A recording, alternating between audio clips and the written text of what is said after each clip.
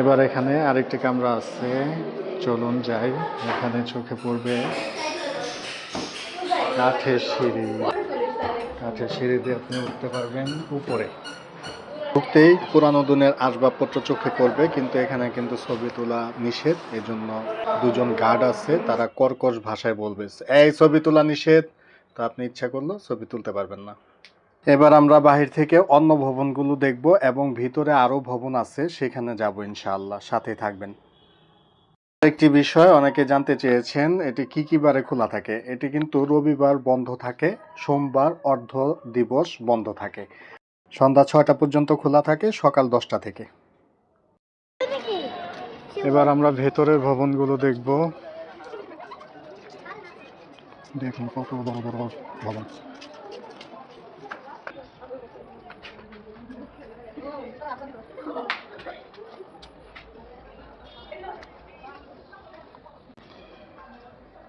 জমিদারদের সময়ে সন্ধ্যা পূজার জন্য ব্যবহৃত দ্রব্যাদি মালামাল রাখার ঘর এটা।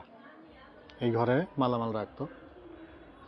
এখানে দেখুন কি সুন্দর।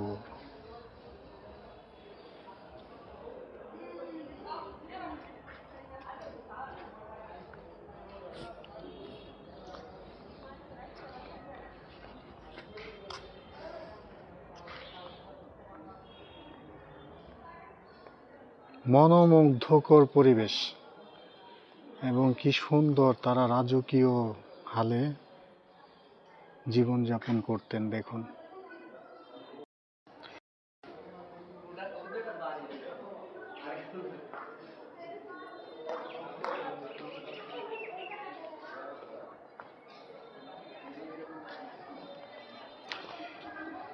এই ভবনে 38টি কক্ষ রয়েছে। সুবহানাল্লাহ, 38টি কক্ষ। হ্যাঁ, বিশাল ব্যাপার। সবাই বলেছিল আপনাকে নিয়ে ঘুরতে আসতে, আজকে আপনাকে নিয়ে ঘুরতে আসছি। কেমন লাগে? ভালো। এবার আমরা পাশে যাব, আসো এদিকে।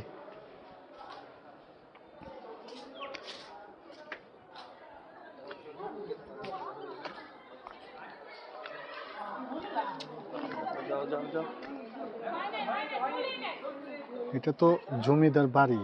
জমিদাররা কি ছোট করে বাড়ি করতো?